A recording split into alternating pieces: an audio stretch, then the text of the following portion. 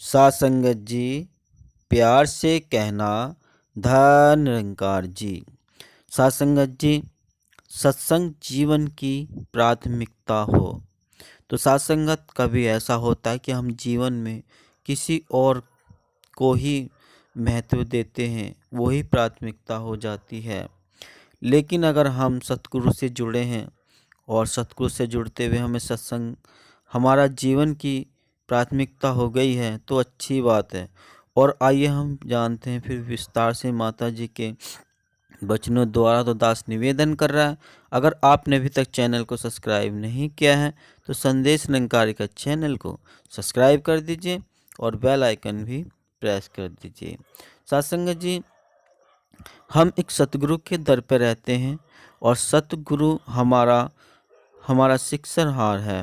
हमें शिक्षा देकर हमारा जीवन को उज्जवल बनाने का प्रयास कर रहा है, हमारे जीवन में खुशियाँ लाने का प्रयास कर रहा है। तो हमें समझना है सतगुरु की बात को और देनी है सत्संग को ही महत्व, यानी सत्संग जीवन की हमारी प्राथमिकता हो। तो साथ संगत माता जी ने एक बहुत सुंदर बात अपने विचारों में कही थी कि हम जब संतों के दर्शन किए तो आपके चरणों से ही आपके भाव प्रकट हो रहे थे। कई आंखें खुशी में नम थी और कई चेहरे से मन का उत्साह भी प्रकट हो रहा था। सत्संगत, आप सबके दर्शन करके बहुत खुशी महसूस कर रही हैं।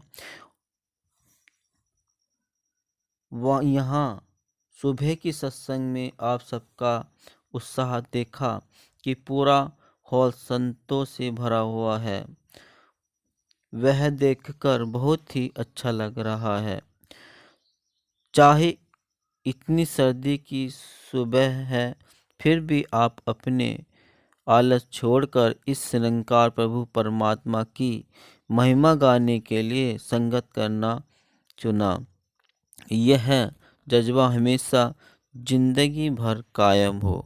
तो सत्संग सतगुरु जी देखते हैं हमारे उस जज्बे को, जब हम गर्मी सर्दी में कभी पहुंचते हैं और सतगुरु की को रिझात पाते हैं, सतगुरु की पनाह में पहुंचते हैं, जहाँ सब माता सुदीक्षा जी की संगतें होती हैं, समागम होता है और वहाँ बड़ी संख्या में संगतें पहुंचती हैं। तो माता जी देख पाती हैं हम उस जज्बे को, उत्साह को। वही बात माता जी ने अपने विचारों में बोली है कि अब, और माता जी भी बहुत इतनी बड़ी संख्या में साथ संगत को देखकर प्रसन्न खुश होती हैं, तभी माता जी ने वही भाव भी प्रकट किया है। तो साथ संगत सभी छोटे बच्चों को भी देखा तो स्कूल की वर्दी में ही आए और नमस्कार करके अपने स्कूलों की ओर चले गए। जो बच्चे गीत गा रहे थे, जब उनसे भी पूछा तो कहते हैं कि आज परीक्षा है। तो उसी समय ध्यान आया कि एक भक्त के जीवन में प्राथमिकता सत्संग की ही होती है। जब इस निरंकार को ही हर पल सबसे पहले रखकर हर काम किया जाता है तो यह जिंदगी सहज हो जाती है। हर कार्य का जब पहला कदम ही निरंकार के एहसास में लिया जाता है तो कोई कार्य गलत हो ही नहीं सकता। तो माता जी ने बच्चों की बात बताई कि एग्ज़ाम होने पर भी स्कूल के बच्चे आए, नमस्कार की और फिर स्कूल चले गए। वो उनका जज्बा उत्साह देखते माता जी बस यही कह रहे हैं कि जो बच्चों के अंदर वो जज्बा है वो सभी बड़ों के अंदर भी हो। वो अपना एग्ज़ाम पे भी फिर भी सत्संग में नमस्कार कर ले। और जो मानव बड़े होते हैं वो इस में कहीं आलकस कर जाते हैं। तो वही बात हमें माता जी समझा रही कि अगर हम में ऐसे ही जो बच्चों में वो दिखा, वो गुण, वो जज्बा, वो उत्साह वह हमारे अंदर हो और हम सत्संग को ही पहल दें, निरंकार को ही हर ध्यान में रखते ही हर कार्य करें। जैसे बच्चों ने वो ध्यान में रखते हुए स्कूल की परीक्षा से और फिर वो नमस्कार, फिर स्कूल की परीक्षा। तो अभी माता अब मैंने बताया आपको, और वही बात माता जी ने बोली। ये दास की नहीं, माता जी ने वचनों में विचारों में ये बात कही थी, वही दास आपके साथ समझ साझा कर रहे हैं, ताकि हम अपने संदेश सभी तक पहुंच पाए और हमारा ज्ञान बढ़ पाए, और ज्ञान पर बढ़कर हम अपना जीवन खुशमय खुशहाल बना पाएँ। क्योंकि सतगुरु ही हमें सच्ची राह पर ले जाता है, और फिर हम खुशियाँ बटोर पाते हैं। तो ऐसी कृपा सतगुरु की जो अपने भक्तों पर करता है, और हमें बारीकी से हर बार छोटे-छोटे बातों से समझाने का प्रयास, इसमें गुरु का कोई फ़ायदा नहीं।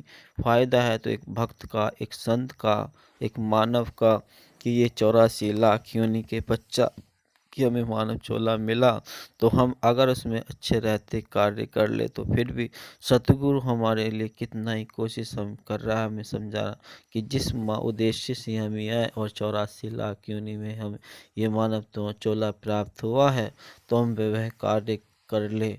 लेकिन हम भूल गए, लेकिन सतगुरु को पता है, सतगुरु हमें इसका एहसास इस निरंकार के साथ करा रहा है, कि वो बच्चों वाली बात, कि हम किस प्रकार वो एग्ज़ाम होते भी पहुँचे, तो वही बात बात दोहराई जा रही है। ये नहीं कि एक ही बात को रिटर्न किया जा रहा है वही, क्योंकि उससे हमें उत्साह वह प्रेरणा मिल पा रही है।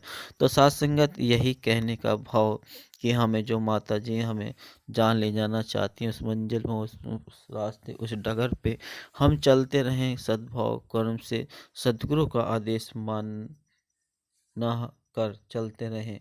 क्योंकि सत्संग कहते हैं कि सद्गुरु की आदेश ही हमारी भक्ति हो पाती है, सतगुरु का हुक्म ही हमारी भक्ति है, सतगुरु को रिझाना हमारा एक कर्तव्य धर्म है, और हमें अपनी झोलियां भरनी है। तो साथ संगत, इसी प्रकार हम सतगुरु के दर पर पहुंचकर सतगुरु की रहमत आशीष प्राप्त करते रहें, और हमें अपने धर्म, अपने कर्तव्य पर खरे उतरते रहें। तो साथ संगत, हमें ऐसी भावना खुद पे रखनी है, और कभी हम किसी से मिले तो ऐसी ही चर्चा, गुरु की चर्चा, निरंकार की चर्चा हमें करनी है। वास्तविक में क्या हो पाता है कि हम अपनी ही बातों पर ध्यान देते हैं, लेकिन अपने निरंकार की बात नहीं करते।